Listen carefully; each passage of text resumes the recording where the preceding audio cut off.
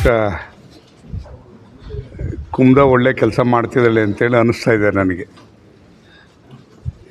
ಯಾವುದೇ ಅಧಿಕಾರಿಗಳು ಕೆಲಸ ಮಾಡಬೇಕಾದಾಗ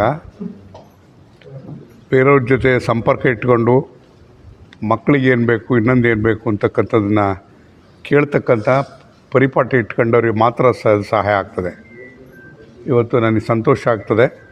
ಇವತ್ತು ಮಕ್ಕಳಿಗೆಲ್ಲರಿಗೂ ಕೂಡ ಸುಮಾರು 7 ಲಕ್ಷ ರೂಪಾಯಿದ ಅಂದಾಜು ವೆಚ್ಚದಲ್ಲಿ ಬೆಡ್ಗಳು ಕೊಡ್ತಕ್ಕಂಥದ್ದು, ಬೆಡ್ಶೀಟ್ಗಳನ್ನ ಕೊಡ್ತಕ್ಕಂಥ ಕೆಲಸ ಆಗಿದೆ. ಇನ್ನೂ ಬೇಕು ಅಂತ ಹೇಳಿದ್ದಾರೆ. ನಾನು ಆಯುಕ್ತರು ಇದ್ದಾರೆ, ಅಧ್ಯಕ್ಷರು ಇದ್ದಾರೆ. ಅದನ್ನು ಆದಷ್ಟು ಬೇಗ ಇನ್ನು 100 ಬೇಕಾಗುತ್ತೋ 120 ಬೇಕಾಗುತ್ತೋ ಅದನ್ನು ನೋಡಿ ಅದನ್ನು ಮಾಡಿಕೊಡಿ. ಆಮೇಲೆ ಇದು ಬಹುಶಃ ಇನ್ನು 7 ಲಕ್ಷ 8 ಲಕ್ಷ ಬಂಡವಾಳ ಹಾಕೋಕ್ಕೆ ಏನು ಕಷ್ಟ ಆಗೋಲ್ಲ. ಅದನ್ನು ಕೆಲಸ ಮಾಡಿ ಆಮೇಲೆ ಇದು ಅಪರೂಪವಾಗಿರ್ತಕ್ಕಂಥ ಅವಕಾಶ ನಿಮಗೆ ಸಿಕ್ಕಿರ್ತಕ್ಕಂಥದ್ದು. ಹೆಣ್ಮಕ್ಳಿಗೆ ಮೊದಲು ಯಾರು ಸ್ಕೂಲಿಗೆ ಕಳಿಸ್ತಾ ಇರಲಿಲ್ಲ, ಮೊದಲು ಸ್ಕೂಲಿಗೆ ಕಳಿಸ್ತಿರಲ್ಲ. ನಾನು ಹಠ ಮಾಡಿ ಇಲ್ಲಿ ವಸತಿ ಶಾಲೆಗಳು ಇದೆಲ್ಲ ಹಾಸ್ಟ್ಲ್ಗಳನ್ನ ಎಲ್ಲ ಮಾಡಿ ಹೆಣ್ಮಕ್ಳಿಗೆ ಸಹಾಯ ಆಗಬೇಕು ಅಂತ ಹೇಳಿ ನಾನು ಇದೆಲ್ಲ ಮಾಡಿದ್ದು. ಇದೇನು ನಾನು ಮೊನ್ನೆ MLA ಆದನಲ್ಲ, ನನ್ನ MLA ಆದಾಗ ನೀವು ಯಾರು ಹುಟ್ಟೇ ಇರಲಿಲ್ಲ. ಆವಾಗಿಂದಲೂ ಕೂಡ ನಾನು ಇಲ್ಲಿ ಮಕ್ಕಳಿಗೆ ಸಹಾಯ ಆಗಬೇಕು ಅಂಥೇಳಿ ಹಾಸ್ಟ್ಲ್ಗಳು ವಸತಿ ಶಾಲೆಗಳನ್ನೆಲ್ಲ ಮಾಡಿದ್ರ ಪ್ರಯುಕ್ತ ಇವತ್ತು ಸಿರಾದಲ್ಲಿ ಎಲ್ಲರಿಗೂ ಕೂಡ ಶಿಕ್ಷಣದ ಅವಕಾಶ ಸಿಕ್ಕಿದೆ. ಬಹುಶಃ ಇದನ್ನು ಅವಕಾಶವನ್ನು ಉಪಯೋಗಿಸ್ಕೋಬೇಕು.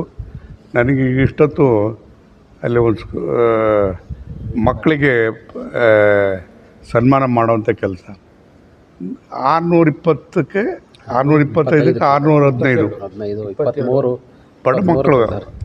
ಇವತ್ತು ನಾವು ಬಡತನ ಅಂದ ಕ್ಷಣಕ್ಕೆ ನಾವು ದಡ್ರು ಅಂತ ತಿಳ್ಕೊಬಾರ್ದು. ಬಡತನ ಇವತ್ತು ನಮ್ಮನ್ನು ಮಾನಸಿಕವಾಗಿ ಮಾರ್ಪಾಡು ಮಾಡುವಂಥ ಕೆಲಸವನ್ನು ಮಾಡ್ತದೆ. ನೀವು ಅತ್ಯಂತ ಶ್ರದ್ಧೆಯಿಂದ ಓದೋವಂಥ ಕೆಲಸವನ್ನು ಮಾಡಬೇಕು ಮತ್ತು ಎಲ್ಲೋ ಒಂದು ಕಡೆಗೆ ನಿಮ್ಮ ಕಾಲ ಮೇಲೆ ನೀವು ನಿಂತ್ಕೊಳ್ಳೋವಂಥ ಕೆಲಸ ಆಗಬೇಕು. ಇವತ್ತು ನಿಮ್ಗೆ ಒಂದು ಒಳ್ಳೆಯ ಅವಕಾಶ ಅಂದರೆ ಸಿರಾದಲ್ಲಿ ಕೈಗಾರಿಕೆಗಳು ಕೂಡ ಅಷ್ಟೇ ದೊಡ್ಡ ಪ್ರಮಾಣದಲ್ಲಿ ಪ್ರಾರಂಭ ಮಾಡಿಸ್ತಾ ಇದ್ದೀನಿ. ನಿಮ್ಗೆ ಒಂದಲ್ಲ ಒಂದು ರೀತಿಯಲ್ಲಿ ಉದ್ಯೋಗಗಳು ಸಿಗುವಂಥ ಅವಕಾಶಗಳು ಕೂಡ ಇಲ್ಲಿ ಆಗ್ತದೆ. ಹಾಗಾಗಿ ಇದೊಂದು ಸಿರಾಕ್ಕೆ ಒಂದು ಸುಸಜ್ಜಿತವಾಗಿರ್ತಕ್ಕಂಥ ರೀತಿಯಲ್ಲಿ ನಗರವನ್ನಾಗಿ ಮಾಡತಕ್ಕಂಥ ಕೆಲಸವನ್ನು ನಾನು ಜವಾಬ್ದಾರಿಕೆ ಹೊತ್ತು ಮಾಡ್ತಾಯಿದ್ದೀನಿ. ಎಲ್ಲ ಅಧಿಕಾರಿಗಳು ಕೂಡ ಎಲ್ಲ ಸಂಘ ಸಂಸ್ಥೆಯವರು ಕೂಡ ಅದು ಸಹಕಾರವನ್ನು ಕೊಡ್ತಾಯಿದ್ದಾರೆ. ಅದರ ಪ್ರಯೋಜನ ಯಾರಿಗಪ್ಪ ಅಂದರೆ ನಿಮಗಾಗಬೇಕು. ಅದನ್ನು ಗ್ರಾಮೀಣ ಪ್ರದೇಶದಲ್ಲಿ ಬಂದಿರತಕ್ಕಂಥವ್ರು ನಿಮ್ಗಾಗಬೇಕು. ನೀವು ಯಾವಾಗ ಸಾಧ್ಯ ಅಂತ ಹೇಳಿದ್ರೆ ನಿಮ್ಮ ಮೆರಿಟಲ್ಲಿ ಪಾಸಾದಾಗ ಮಾತ್ರ ಸಾಧ್ಯ ಆಗ್ತದೆ.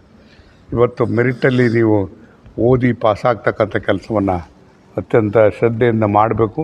ನಿಮ್ಮೆಲ್ಲರಿಗೂ ಕೂಡ ಒಳ್ಳೆಯದಾಗಲಿ ಮತ್ತು ಆದಷ್ಟು ಬೇಗ ಹಾಸ್ಟೆಲ್ಗಳನ್ನ ಇದನ್ನು ಬೆಡ್ಗಳು ಕೊಡ್ತಕ್ಕಂಥ ಕೆಲಸವನ್ನು ಮಾಡಿ ಅಂತ ಹೇಳಿ ಇವತ್ತು ಭಾಳ ಸಂತೋಷದಿಂದ ಈ ಕಾರ್ಯಕ್ರಮದಲ್ಲಿ ಪಾಲ್ಗೊಂಡಿದ್ದೀನಿ ಅಂತ ಹೇಳಿ ನನ್ನ ಮಾತು ಮುಗಿಸ್ತೀನಿ. ನಮಸ್ಕಾರ. ಎಷ್ಟೋ ಜನ ಹೇಳ್ತಾ ಇರ್ತೀರ ಸರ್ ನಾನು ಸಣ್ಣ ಆಗ್ಬೇಕು ಅಂತ. ಸಣ್ಣ ಆಗೋದು ಒಂದೇ ಅಲ್ಲ, ಸಣ್ಣ ಆಗೋದ್ ಜೊತೆಗೆ ಹೆಲ್ತ್ನು ಸಮೇತ ಆರೋಗ್ಯವಾಗಿರ್ಬೇಕು. ಅಂದ್ರೆ ಕೈಕಾಲು ನೋವು ಇರ್ಬೋದು, ಸುಸ್ತಿರ್ಬೋದು, ನಿಶಕ್ತಿ ಇರ್ಬೋದು, PCOD ಪ್ರಾಬ್ಲಮ್ ಇರ್ಬೋದು, ಥೈರಾಯ್ಡ್ ಪ್ರಾಬ್ಲಮ್ ಇರ್ಬೋದು, ಎಲ್ಲನೂ ಕಂಟ್ರೋಲ್ ಮಾಡ್ಕೊಂಡು ಸಣ್ಣ ಆಗೋದಿದೆಯಲ್ಲ ಆರೋಗ್ಯಕರವಾಗಿ, ಅದು ಜೀನಿ ಸ್ಲಿಮ್ ಇಂದ ಮಾತ್ರ ಸಾಧ್ಯ. ನಮ್ಮ ಜೀನಿ ಸ್ಲಿಮ್ ನ ಕಂಟಿನ್ಯೂಸ್ ಆಗಿ ಯೂಸ್ ಮಾಡಿ ಸಣ್ಣನೂ ಆಗ್ತೀರಾ, PCOD ಪ್ರಾಬ್ಲಮ್ನು ಕಂಟ್ರೋಲ್ ಮಾಡ್ಕೊಳ್ತೀರಾ. ಏನೇನೋ ಮಾಡಿದೆ, ಬೆಳಗ್ಗೆ ರಾತ್ರಿ ಎಲ್ಲ ವಾಕ್ ಮಾಡಿದೆ, ಬೆಳಗ್ಗೆ ರಾತ್ರಿ ಎಲ್ಲ ಮೆಡಿಸನ್ ತಗೊಂಡೆ, ಆದ್ರೂ ನನ್ನ ದೇಹದಲ್ಲಿರೋ ಸಕ್ಕರೆ ಹತೋಟಿಗೆ ಬರ್ತಿಲ್ಲ ಅಂದ್ರೆ ಯಾಕ್ರಿ ಯೋಚನೆ ಮಾಡ್ತೀರಾ? ಚೀನಿ ಶುಗರ್ ಆಮ್ಲನ 3 ತಿಂಗಳು ನಿರಂತರವಾಗಿ ತಗೊಳ್ಳಿ, ನಿಮ್ಮ ದೇಹದಲ್ಲಿರೋ ಸಕ್ಕರೆ ಖಂಡಿತವಾಗ್ಲೂ ಹತೋಟಿಗೆ ಬರುತ್ತೆ. ಆಮೇಲೆ ನಾನೇ ಬಂದು ನಿಮ್ಮನ್ನು ಭೇಟಿ ಮಾಡ್ತೀನಿ.